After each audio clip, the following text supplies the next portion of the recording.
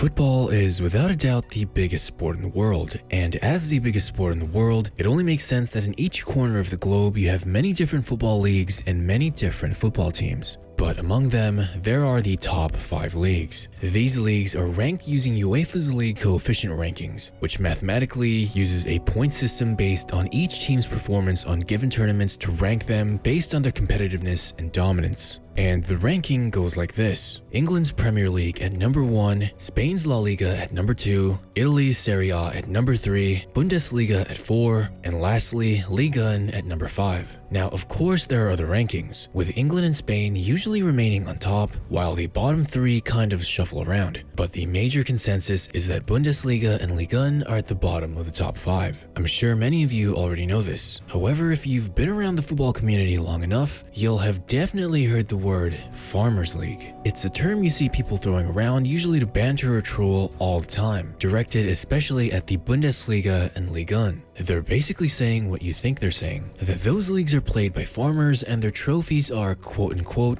Mickey Mouse trophies. But where did this word come from? Why is it used so often to describe Germany and France's top leagues? Let's take a deep look.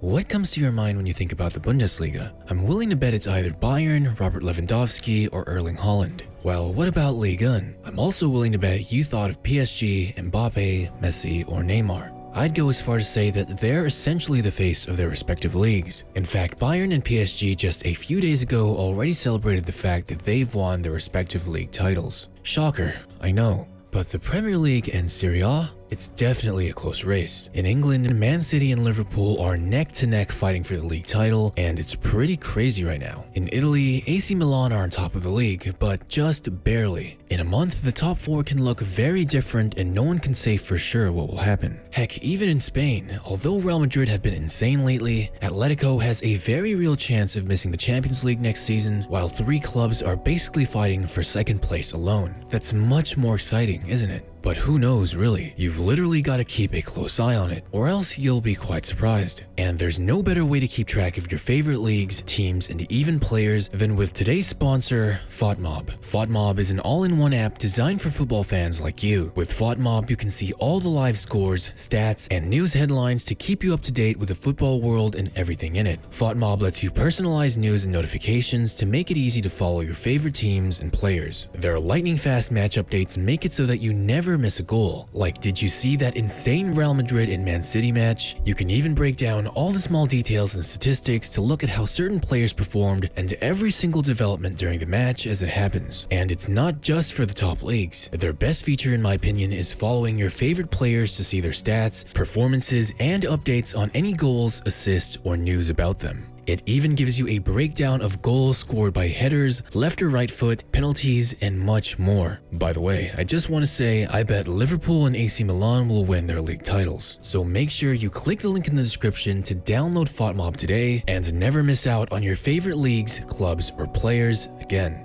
But anyways, the fact remains, Bundesliga and Liga 1 for the longest time now have consistently been ranked as the lowest in Europe's top 5 leagues. Now, I personally don't like to refer to any club as a farmers league, unless it's literally a Sunday league played by a farmers association. Then by all means, it's a farmers league, no doubt. But the word is just so common and popular these days that it's really hard to avoid seeing, especially on YouTube, Twitter, and Instagram. So why exactly is Bundesliga and Liga 1 referred to as a farmers league the most? Quote-unquote, one-horse race.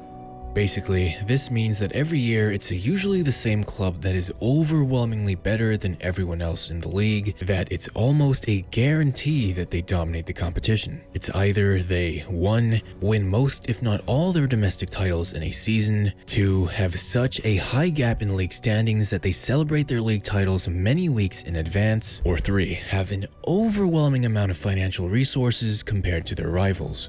And well, to be honest, there's no one better that ticks all 3 of these boxes than Bayern Munich and Paris Saint-Germain. Now, just to remind you, I'm not calling them a farmers league. But the truth is that over the last decade, they've basically had all 3 of the criteria knocked down. Over the last decade, they've been named the Ligue 1 champions for 8 out of the 10 years, with only Monaco and Lille being the only other clubs to have won a trophy during that time. Bayern, on the other hand, is set to win their 10th league title in a row, with the only other club to win the title being Borussia Dortmund back in the 2011-2012 season. Now, some of you might be saying, but Raymar, what about Serie A? Juventus won 9 league titles in a row in the past decade as well. Thank you, viewer. That's very true.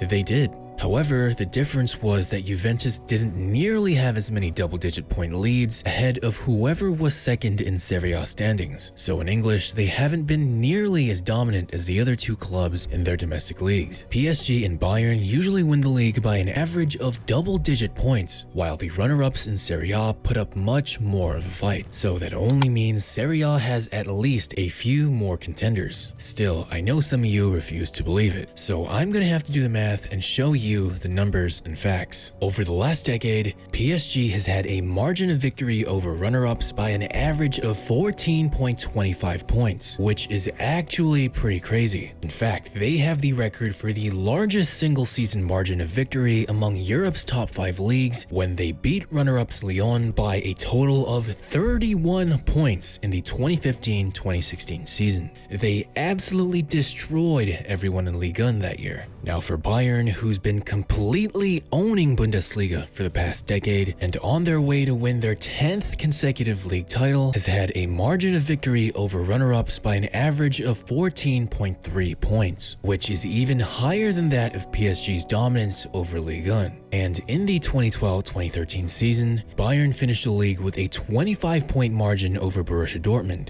That as well was a complete massacre on their league. Now Juventus, you ask? Over the past decade, they've won the league 8 times with an average margin of 9 points over the runner-ups. It might not seem that big of a difference, but keep in mind, it's an average for a decade. So to win by an average of 14 points is much more significant than 9 if you really think about it. That means that PSG and Bayern are about 36% more dominant in their leagues than Juventus has been in Serie A for the past decade. Sounds a lot bigger now, doesn't it? Now let's see how they do in domestic competitions other than the league title to see how much more of the league they're truly winning, and look if other clubs are even having a chance. Bayern has had 11 trophies over the course of the last decade between the German Cup, German Super Cup, and German League Cup. Juventus as well has had 10 trophies over the last decade between their Italian Cup and Italian Super Cup since they don't have a League Cup in the Serie A. PSG, on the other hand, has won 20 trophies between their French Cup, French Super Cup, and French League Cup, almost more than Bayern and Juventus combined over the same time span. By no doubt, PSG is destroying everyone in their league, averaging about 2 trophies a season for the last decade. So looking at domestic league dominance, without a doubt in my mind, PSG is the clear winner. So for this category, I would rank Serie A and Bundesliga as more competitive than Ligue 1. But let's look at a couple more stats. Now, let's look at the Champions League. Over the past decade, how many clubs from each of the top 5 leagues have really made a significant impact on Europe? Let's look at all the clubs who've made it to at least a Champions League semi-final appearance. Spain has 15, England has 9, Germany has 8,